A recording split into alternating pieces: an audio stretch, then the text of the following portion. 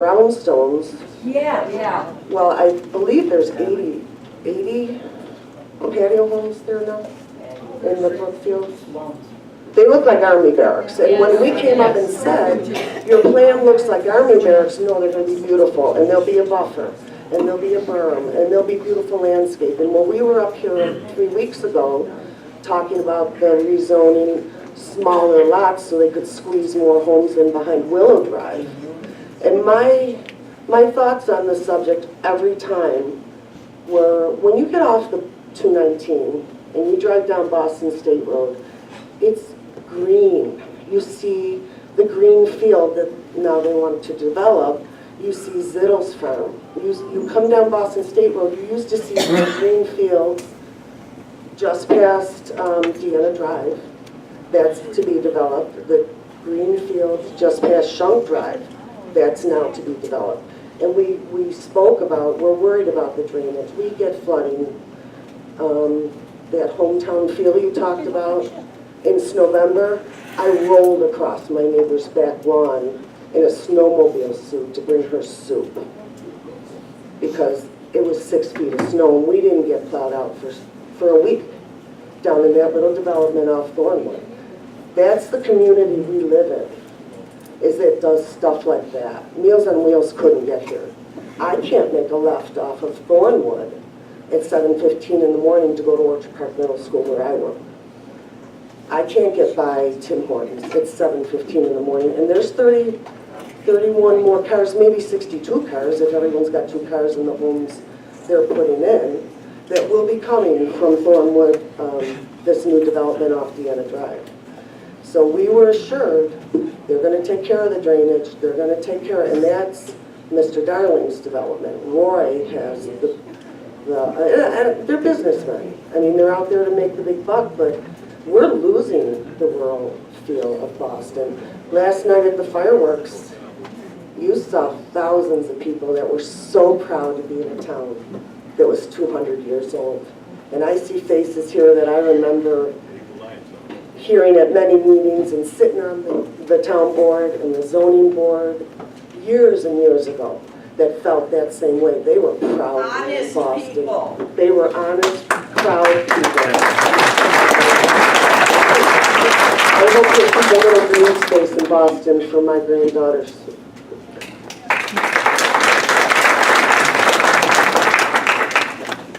Shane Quinlan, 6700 Liebler Road. I read the comprehensive plan for 2020 a little different. For those of you that haven't looked at it, it's only about a 165-page document on our town website and on the Boston NY website. Look it up, read it. Most of us will read it different than the guys that came up here and spoke. There's 2 kinds of people in this town. There's people that want growth, and there's people that want the green space, want a gate put up at each end of this community when the agricultural land was sold off. And most of us are somewhere in between. But when you read the comprehensive report for 2020, which was finished in 2002, I believe, it does have a lot of input, and most people are against fast growth, more conservative growth. We all live in this bathtub with the high 700 feet of elevation change on that side and 700 feet of elevation change on that side. Every house we build, every roof, every blacktop means more water. The golf course used to flood a couple times a year. Now it floods pretty much all the time. Growth has to be conservatively and wisely done in this town. Now, the next couple points I'd like to make is we live in a town of 8,000. When we exceed 10,000, all the rules change. We become a first-class town. We become like Hamburg, Orchard Park, East Aurora. We moved here because we were a second-class town. We are under 10,000. I'm in no hurry to see us go above that 10,000 threshold. I'd like to see us gradually grow.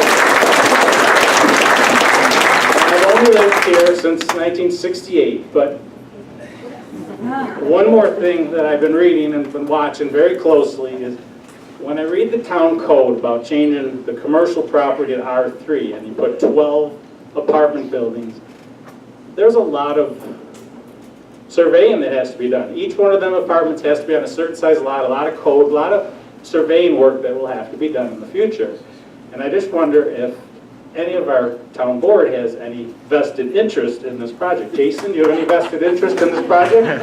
Put you on the spot? Anything? Professional, private, any vested interest, yes or no?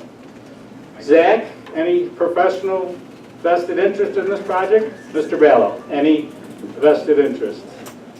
Private, professional? I think one of our town board members might, and I know that a different surveyor has done a lot of work already, but I think his vote should be recused, and I think we need to push for it. And let's make sure that there's only 4 votes. Mr. Polioka, will you make sure of that? Dawn, can you make sure of that? 4 votes, not 5. All right, Mr. Genzel, you called me out the first time. I'm calling you out, all right?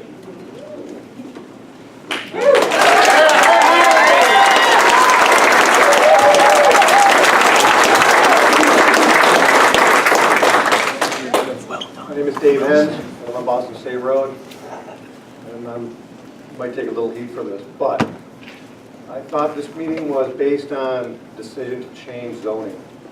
None of the people here, including myself, like to see the green spaces in our backyard disappear. I grew up on a farm. Believe me, I don't want to see my cow pasture turned into anything but a pasture. However, the property down on that corner is valuable to developers. It's zoned commercial at this time, and if it is developed, there could be a Walmart there, there could be a Wegmans there. There could be a lot of... I'm just asking to listen. As I'm looking at the softest impact to the people on Meadow, residential homes in the backyard, I think there's a lot of thought that goes involved with that. I have lived in a house where a tops was built in my backyard. I moved. I couldn't take it because that's why I moved to Boston State Road, because I did not want to have trucks in my backyard every single night, unloading, unloading, unloading. So I don't know what could go there, but it's zoned commercial. And I think from an impact standpoint, from our neighborhood, having a residential neighborhood there is a whole lot friendlier than having 200, 300, 400 employees or shoppers or whatever else, and it's going to get developed eventually. With a hotel? I don't know. Well, if it's not a hotel, if the board decides that it's not something that should be done, somebody else will develop something else that will work, that doesn't require a vote, that doesn't require a change in zoning. So perhaps we should think about the best impact. It's hard to stop progress. We've all talked about how progress. I'm not listening. I think everyone else had a chance to talk.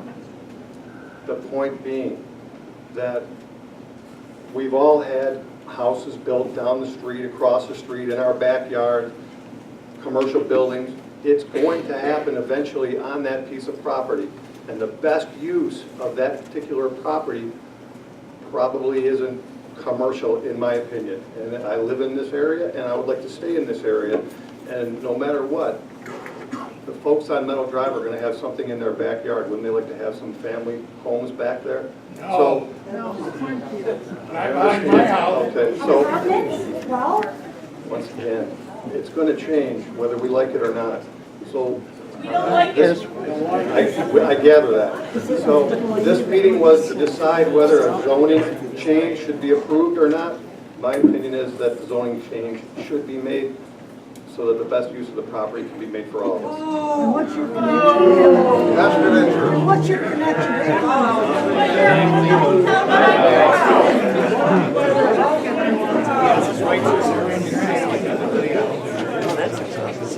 Hi everybody, I wasn't expecting to follow that. I do hope I get an applause like the guy just.